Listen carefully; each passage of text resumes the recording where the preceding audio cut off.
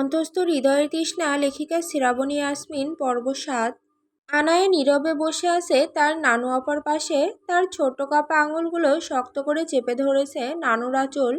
চোখে পানি নেই, কিন্তু মুখে গলা টিপে ধরা ভয় যা শুধুই অনুভব করা যায়। ড্রয়িং রুমের সামনে বসে আছে জেভিয়ার। আজকে জেভিয়ার যেন গতকালের সেই ভয়ঙ্কর লোকটা না। চোখে মুখে অদ্ভুত প্রশান্তি, পরনে হালকা ক্রিম কালারের শার্ট, একটা মৃদু পারফিউমের ঘ্রাণ চারপাশে। সে আজ একদম ভদ্র সংযত একজন ভালো ছেলে হয়ে এসেছে। জেভিয়ার আস্তে মাথা নিচু করে বলল, আমি জানি আপনি আনায়কে খুব ভালোবাসেন। এই জন্যই সবার আগে আমি আপনার অনুমতির জন্য এসেছি। বিয়ের মতো গুরুত্বপূর্ণ একটা কাজে আমি মনে করি আপনার অনুমতি সবার আগে প্রয়োজন। নানু আপা চশমা ঠিক করে ধীরে ধীরে বললেন, তোমাদের সম্পর্কের কথা আগে কিছু শুনিনি তো। কবে থেকে চেনো তোমরা একে অপরকে? জেভিয়ার হালকা হাসলো। তার ভদ্র গলায় যেন এক মায়াজাল গাথা। অনেকদিন। আনায়া শুরুতে বুঝতো না আমার ভালোবাসাটা একটু বেশি গভীর ছিল। সময় নিয়েছি, ধৈর্য ধরেছি। আমি জানতাম একদিন ও বুঝবে আমি ওকে কতটা ভালোবাসি আর ওর ব্যাপারে কতটা সিরিয়াস। আনায়া চুপ, মাথা নিচু করে বসে আছে। নানুর কোল চেপে ধরে আছে, যেন এই মানুষটা তাকে একমাত্র রক্ষা করতে পারে জেভিয়ারের হাত থেকে। কিন্তু জেভিয়ার এমনভাবে কথা বলছে যেন কোনো দোষ নেই তার, একদম নিষ্পাপ ভদ্র একটা ছেলে। তার প্রতিটি শব্দ এত ঠান্ডা, মেপে মেপে বলা, যেন আগেই মুখস্থ করা। নানু আপা একটু ঘাড় ঘুরিয়ে আনায়ার দিকে তাকালেন। তুই কি বলিস মা, তোরা কি দুজন? আনায়া চোখে জল চলে আসে, কিন্তু সে মুখ তোলে না, শুধু মাথা নিচু করে বসে থাকে। জেভিয়ারের ঠোঁটের কোণে এক অদৃশ্য বিজয়ের হাসি খেলে যায়। নানু আপা এবার গভীরভাবে জেভিয়ারের দিকে তাকান। তার চোখে কিছুটা সন্দেহ, কিছুটা কৌতূহল। তুমি কোথায় থাকো, কি করো, পরিবার? জেভিয়ান যেন এই প্রশ্নের জন্য প্রস্তুত ছিল। আমি একাই থাকি। আমার মা বাবা আমি অনেক ছোট থাকতে পৃথিবী থেকে বিদায় নিয়েছেন, আর আমার নিজের বিজনেস আছে। আমি একটা ফরেন টিমে কাজ করছি। তার চোখে একটু জড়তা নেই, এমন ভদ্র সংযত সম্মোহনী ভঙ্গি যে কেউ হয়তো বলবে এই ছেলে খুব ভালো, ভদ্র ঘরের শান্তশিষ্ট একটা ছেলে। নানু আপা দীর্ঘশ্বাস ফেললেন। তার মনে ধরেছে জেভিয়ারকে, কেমন নম্র ভদ্র একটা ছেলে। ছোটবেলা থেকে মা বাবার ভালোবাসা পায়নি, তাই এখন যদি একটু ভালোবাসার পরশ পায় তাহলে তার আনায়াকে এই ছেলে ভালো রাখবে, আর তার আনায়াও অনেক সুখে থাকবে। আর যেইখানে তার নাতনি এই ছেলেকে নিজে পছন্দ করেছে, সেইখানে তিনি আর বাধা দেওয়ার কে? আনায়া এক কোণে বসে ভিতরে ভিতরে কাঁপছে, কারণ আজ সকালে জেভিয়ার তাকে স্পষ্ট হুমকি দিয়েছে, এই বিয়েটা যদি তুমি ভেস্তে দেওয়ার চেষ্টা করো তাহলে জানো তো লাভবার্ড, তোমার প্রতিটি ছবি, প্রতিটি ভিডিও আমার কাছে সেভ করা। এক ক্লিকেই পুরো দুনিয়া তোমার এই হট সেক্সি ফিগার দেখতে পাবে। আর তখন তোমার প্রিয় নানু, সে তো তখন এমনিতেই লজ্জায় শোকে দুনিয়ার মায়া ত্যাগ করে ওপারে চলে যাবেন। আশা করব তুমি এইসব চাও না লাভবার্ড, তাই না? আনায়া তখনই থেমে গিয়েছিল। ভয় আর রক্তের ভেতর ঢুকে গেছে। তার নিজের ভুলেই সে এখন শিকারে পরিণত, নিজের পায়ে হেঁটে এসেছে এক জানোয়ারের গর্তে। নানু আপা কিছুক্ষণ পরে ধীরে বলেন, যদি আনায়া তোমার সাথে থাকতে চায় আর তুমি প্রতিশ্রুতি দাও ওকে সম্মান করবে, তাহলে আমি না করতে পারি না। যেখানে তোমরা দুজনেই সম্মত আছো, আর আমিও চাই কেউ আনায়ার দায়িত্ব নেই, কারণ আমি বা আর কতদিন বাঁচবো। আনায়ের ভেতরে যেন সবকিছু চিৎকার করে উঠতে চাইলো। সে চিৎকার করে বলতে চাইলো, নানু আপা আমি চাই না ওকে, আমি ওকে বিয়ে করতে চাই না। আমাকে তুমি বাঁচাও, এই নরকের খাঁচা থেকে আমাকে মুক্তি দাও। কিন্তু মুখে শব্দ নেই। জেভিয়ার নিচু হয়ে আদব করে বলেন, আপনার আশীর্বাদটাই আমাদের জন্য সবচেয়ে বড়। এখন আপনার অনুমতি থাকলে আজ সন্ধ্যায় আমরা বিয়েটা সম্পন্ন করতে চাচ্ছি। নানু আপা কিছুক্ষণ চুপ থেকে বললেন, বেশ, বিয়ে তো করবেই একদিন, সেটা আজ করলে বা ক্ষতি কি? তোমরা সুখী থাকো এই আমার প্রার্থনা। আমার আনায়ের যত্ন নিও ভাই। জেভিয়ার মাথা নত করে সম্মান জানিয়ে সম্মতি জানায়। রবিন আর ওর বউ চলে আসার আগে তোমরা চলে যাও, ওরা এসে তোমাদের দেখলে আনায়ের জন্য সমস্যা হয়ে যাবে। তোমরা বরং সাবধানে চলে যাও। আমার আনায়াকে দেখে রেখো ভাই। জেভিয়ার বিদায় জানিয়ে আনায়াকে নিয়ে তার গন্তব্যের দিকে এগিয়ে যায়। ঘর থেকে বেরিয়ে যাওয়ার সময় আনায়ার কানে ফিসফিস করে বলে ওঠে, দেখলে লাভবার্ড, আমি যা চাই সেটা আমার হয়ে যায়। প্রস্তুত হও নিজেকে আমার কাছে সঁপে দেওয়ার জন্য। আনায়া শুধু ঠান্ডা হয়ে দাঁড়িয়ে থাকে, চোখ দিয়ে নেমে পড়ে দুটো নীরব কান্না। আনায়া কিছু না বলেই চুপচাপ বসে আছে গাড়ির সিটে। চোখের পেছনে ঘূর্ণি চলছিল ভয়, অসহায়তা আর এক অজানা গন্তব্যের আতঙ্ক। জেভিয়ার স্টিয়ারিং হ্যান্ডেলে হাত রেখে নিঃশব্দে গাড়ি চালাচ্ছে। কোনো শব্দ, কোনো প্রশ্ন, কিছুই নয়। শুধু মাঝে মাঝে ওর দিকে তাকিয়ে এক রহস্যময় হাসি খেলে যাচ্ছিল ঠোঁটের কোণে।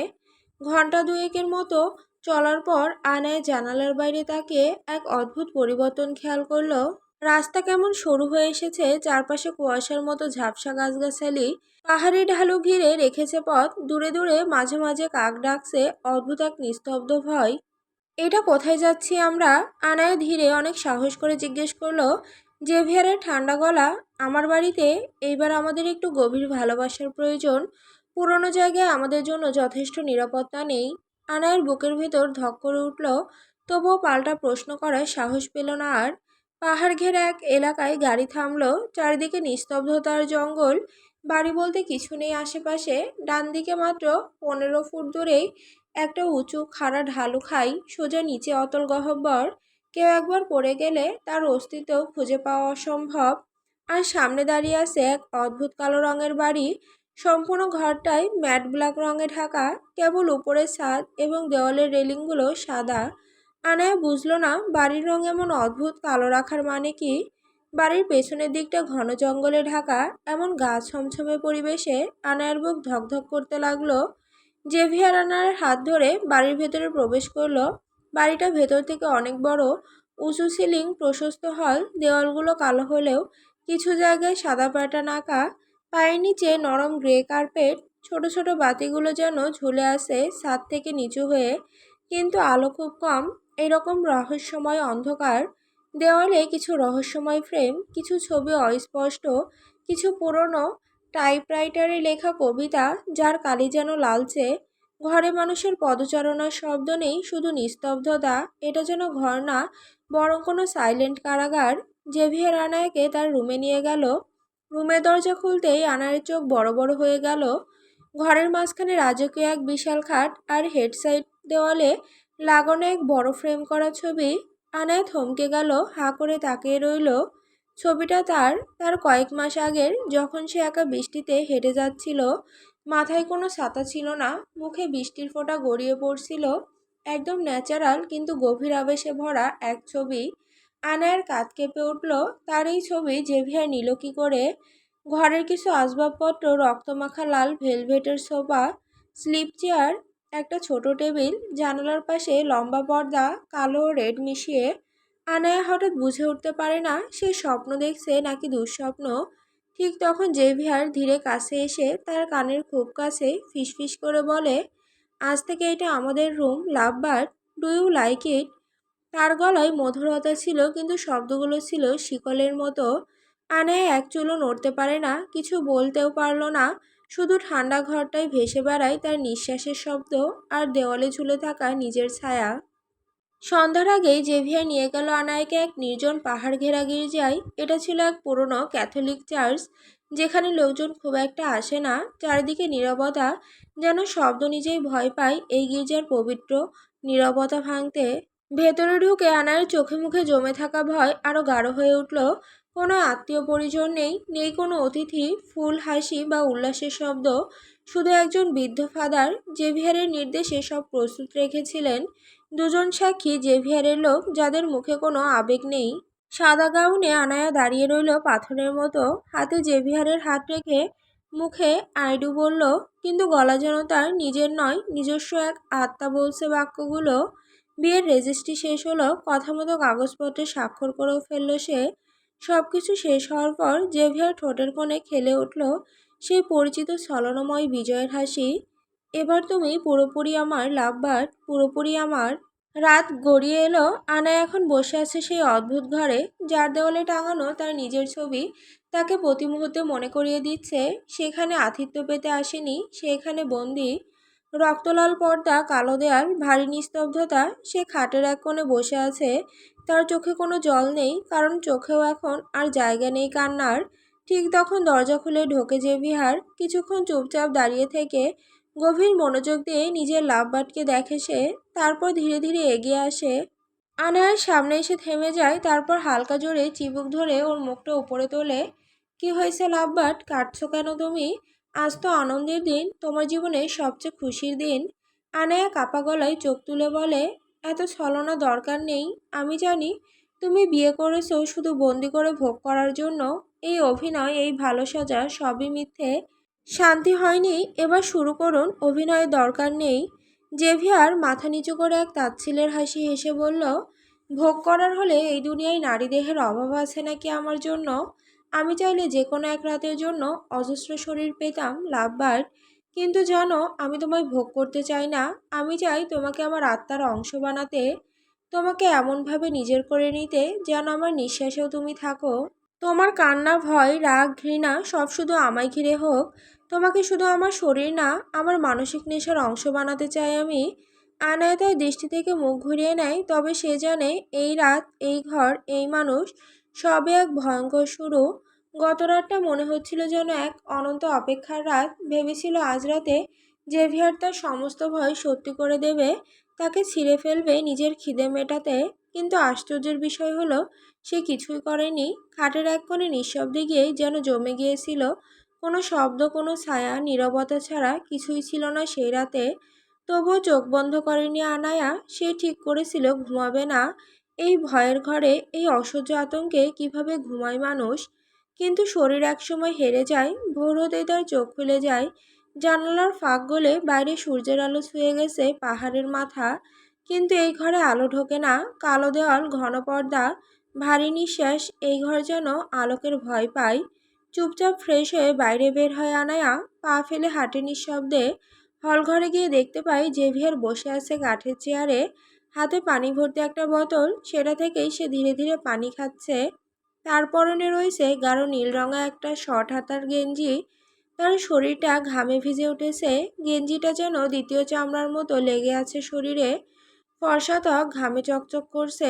কপাল বেয়ে ঘাম গড়িয়ে পড়ছে থুতনির কোণে। বাহুর শিরাগুলো যেন জেগে আছে। বুকের পেশি একটি একটি রেখার মতো স্পষ্ট। আনার চোখ আটকে যায় তার গলার দিকে। অ্যাডামস অ্যাপেলটা উঠছে নামছে, প্রতিবার পানি খাওয়ার সময় হালকা ছন্দে দুলছে। সেই দৃশ্য অদ্ভুত মোহময়। আনায়া স্থির দাঁড়িয়ে থাকে। জেভিয়ারের চোখ এখন তার দিকে নয়, তবুও মনে হচ্ছিল এই লোকটার চারপাশে এক ধরনের চুম্বক আছে, যেটা মানুষকে চাইলেও দূরে থাকতে দেয় না। তার ধূসর চোখ, যা আলোয় পড়লে রূপালি হয়, ছায়ায় পড়লে ধোঁয়ার মতো ঘোলাটে। গালের চাপদাড়ি, নিচু ঠোঁটের রেখা, ভিজে কপাল। একটা মানুষ কিভাবে এমন নির্দয়ভাবে সুন্দর হতে পারে? আনায়া চোখ সরাতে পারে না। আর ঠিক তখনই জেভিয়ার তাকালো আনায়ার দিকে। মুচকি এসে সে উঠে দাঁড়ায়, ধীরে ধীরে আনায়ার দিকে এগিয়ে আসে। প্রতিটি পায়ের শব্দে আনায়ার বুকের ভেতর থেকে দম আটকে আসতে থাকে। সে দাঁড়িয়ে থাকে নিস্পন্দন। জেভিয়ার সামনে এসে দাঁড়ায়। তার গায়ের ঘ্রাণ, পুরুষালী শরীরের ঘাম আর হালকা পারফিউমের গন্ধ যেন ঘুম পাড়িয়ে দেওয়া কোনো নেশার মতো চেপে ধরে আনায়ার চারপাশ। জেভিয়ার সামনে হালকা ঝুঁকে আসে, আঙুল বাড়িয়ে আনায়ার গাল ছুঁয়ে যায় ঠোঁটের কোণ ঘেঁষে। আনায়ার চোখ স্বয়ংক্রিয়ভাবে বন্ধ হয়ে আসে, শরীরটাও নিস্পন্দন হয়ে যায়। ভেতরে ভেতরে জানে এটা ভয়, কিন্তু কোথাও যেন এক অদ্ভুত টানও আছে। জেভিয়ার থেমে যায়, তার মুখটা এখনো কাছে। শুধু ফিসফিস করে বলে ওঠে, তুমি জানো লাভবার, তোমার ভয়টাই তোমাকে আরো বেশি সুন্দর করে তোলে। আনায়ের বুকের ভেতর কেঁপে ওঠে। সে জানে এই পুরুষ আগুনে পুড়িয়ে মারবে তাকে, কিন্তু সেই আগুনে পুড়ে যাওয়ার মাঝেও একরকম মোহ লুকিয়ে আছে।